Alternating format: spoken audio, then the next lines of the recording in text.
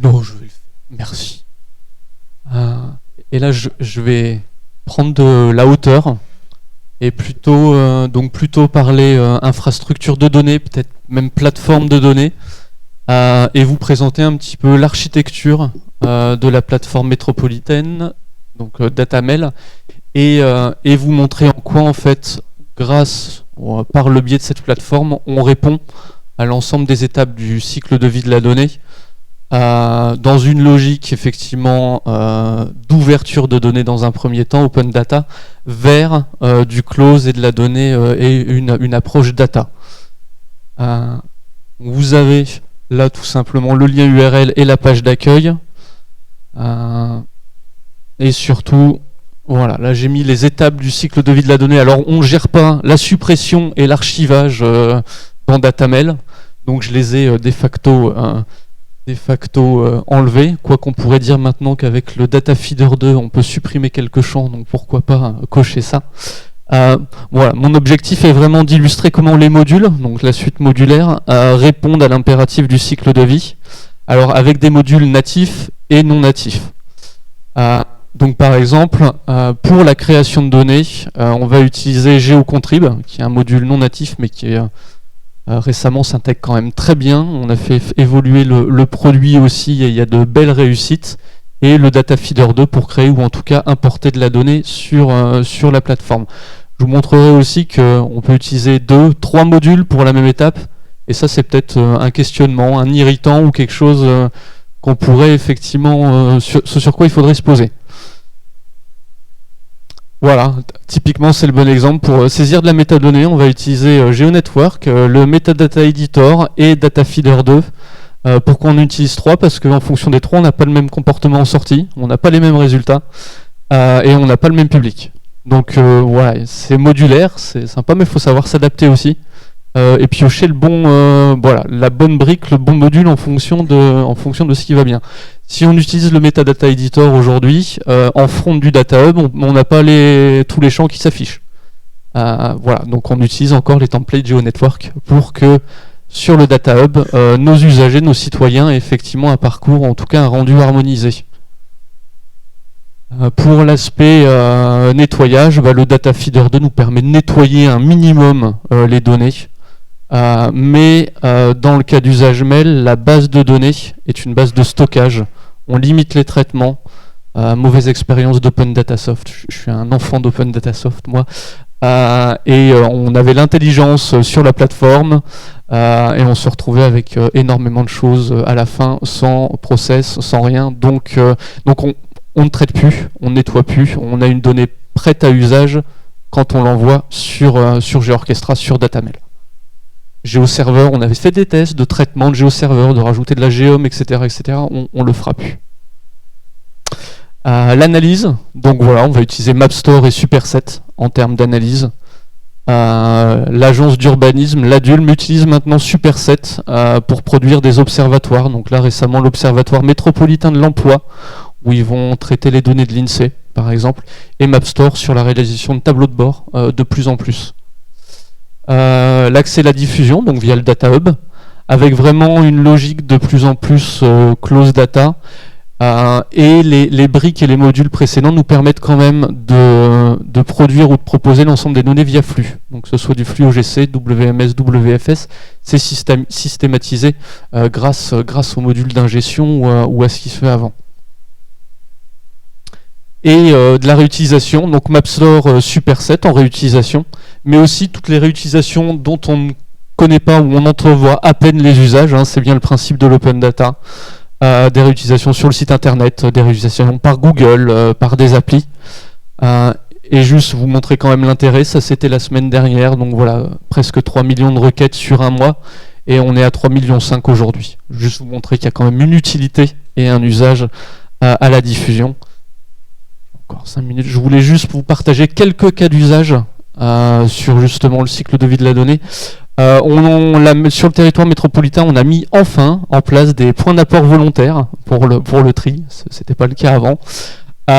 Et donc on a un prestataire qui déploie ses PAV sur le territoire. Donc en temps réel, en temps réel ou tous les jours déjà, on a une table, un dataset qui est mis à jour, où on peut visualiser les nouveaux PAV, ceux en installation. Et dans chaque PAV, on a une sonde, on a un capteur qui va mesurer la volumétrie ou le taux de remplissage du PAV. Ces données-là remontent toutes les 4 heures sur Datamel, sur GeoOrchestra, et ça nous permet de produire une carte au grand public, donc celle du haut, via Leaflet, mais surtout des tableaux de bord privés à destination de nos communes. Justement pour que chaque maire, chaque élu de commune puisse se rendre compte du nombre de PAV qui est à plus de 80% de remplissage et d'aller toquer au service de la mail quand c'est pas bien rempli. Choix politique, on est toujours sur un choix politique de ne pas rendre trop facilement accessible ce type de données aux citoyens parce que des fois la carte fait un peu mal. Voilà. Mais on a une logique Open Data, Close Data directement intégrée avec des flux continus, en tout cas une mise à jour automatisée, et c'est une grosse plus-value. J'aurais pu vous citer Levelil, hein, c'est de la donnée temps réel toutes les minutes qui vient alimenter régulièrement les Google Maps, etc., etc. Et un autre cas d'usage où là je voulais quand même insister sur une brique nous qu'on a installée sur laquelle on croit quand même pas mal, qui est GeoContrib. GeoContrib, on a un usage exclusivement mobile, donc on a fait des applications de saisie terrain à destination de nos communes. Donc les communes viennent saisir dans GeoContrib directement. On a fait des évolutions pour que, par exemple, une commune ne puisse saisir que sur son périmètre et ne voit pas ce qui est saisi sur les autres communes. Là, c'est un projet dans le cadre du contrat de ville, c'est la gestion urbaine de proximité. On a des obligations d'aller se balader sur le terrain, en bas des pieds d'immeubles de bailleurs sociaux et de recenser les dysfonctionnements. Problème de dépôt sauvage, problème de voirie, etc., etc. Et donc on utilise GeoContrib pour faire ces diagnostics-là. Ça nous permet, nous-mêmes, en tant que chef de file, d'avoir une donnée homogène, standardisée et identique sur les 20 communes qui ont un quartier prioritaire. Et derrière, alors c'est pas encore d'actualité, mais on y travaille, c'est de pouvoir, à partir de ces données-là, fournir un tableau de bord, une GeoStories dans MapStore, de manière sécurisée et restreinte aux élus, qui sont très friands de ce type-là. L'intérêt aussi, c'est que la gestion des droits est collée, synchronisée avec la console GeoOrchestra. Donc un utilisateur qui serait rattaché à un organisme, c'est bien cet organisme-là de la console GeoOrchestra qui va permettre à GeoContrib de gérer le périmètre de la commune. Voilà, c'était aussi une belle réussite. L'interopérabilité a des avantages, la modularité a des désavantages. Voilà, donc c'est une suite modulaire. Moi, Florent, oui. Je te coupe une seconde. Du coup, ça veut dire que vous utilisez la fonctionnalité d'emprise spatiale liée à un organisme dans la console. C'est ça. Ok, parce qu'à un moment, il y avait une discussion qui disait personne l'utilise, on ne sait pas si... c'est rassurant de voir que... En fait, on l'a mis récemment pour que ça fonctionne. Avant, on ne l'utilisait pas, okay. Et on a chargé effectivement un thésaurus avec les codes INSEE et l'emprise pour que les deux matchent. Mais du coup, c'est bien dans l'annuaire, les organismes ont leur liste de communes correspondantes. Tout à fait. Merci. Quelques limites ou retours critiques quand même, donc c'est une suite modulaire, hein, c'est génial, hein, on peut en rajouter, on peut en enlever, mais voilà, c'est un module égale un comportement différent, une gestion parfois, une gestion et une administration compliquée, et heureusement qu'on est accompagné parce que je pense que ça nous ferait trop de nœuds au cerveau, sincèrement. Donc voilà, ça a des avantages mais des inconvénients.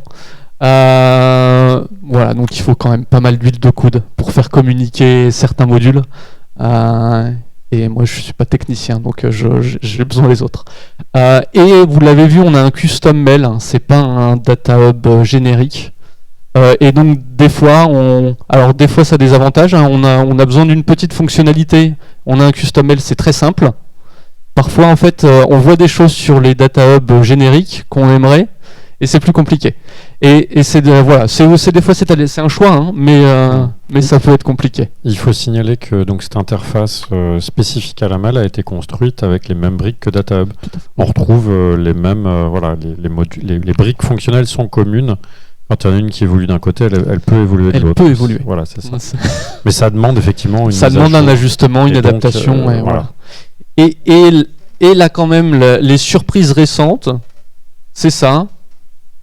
C'est que on a des données à fort volume, ou pas tant à fort volume, Voilà, on avait un jeu de données à 800 000 points, des comptages vélo, et ça fait pas. Aïe aïe aïe, out of memory ou des choses comme ça. Et là, on va faire quelque chose rapidement parce que politiquement, ça passe pas. Voilà. Bon, mais c'était la surprise, mauvaise surprise. Et juste à court moyen terme, donc enrichissement du data feeder 2 avant la fin de l'année. On aimerait quand même engager d'autres évolutions. On le fera d'ailleurs, d'où mon appel. On parlait de qualité de métadonnées. Moi, j'aimerais quand même aussi parler de qualité de données, de standards, de schémas. Et donc, je discute beaucoup avec Open Data France. Et ils ont, c'est comment on intègre un valid data ou dans le module, dans la console pour avoir des données standardisées, interopérables, mais aussi qui alimentent l'IA. Et voilà, une IA qui peut se baser sur des données standardisées, c'est une meilleure IA derrière, ou en tout cas des meilleurs résultats. Donc c'est un vrai souhait, et faut voir comment c'est possible de l'implémenter. Et toujours dans un but de découvrabilité, c'est toujours faire évoluer aussi le front du Data Hub et offrir des fonctionnalités de filtre, de requêtage, type Open Data Soft. Je n'ai rien inventé, mais quand ça fonctionne bien, il faut aussi pouvoir le refaire. Et donc de pouvoir, je veux sélectionner que les données à Roubaix et à Lille, boum, j'ai un filtre qui fonctionne bien, et ça s'applique aussi à l'API et au WFS, etc. etc. C'est ce qu'on souhaiterait faire à plus ou moins long terme. Et je vous remercie.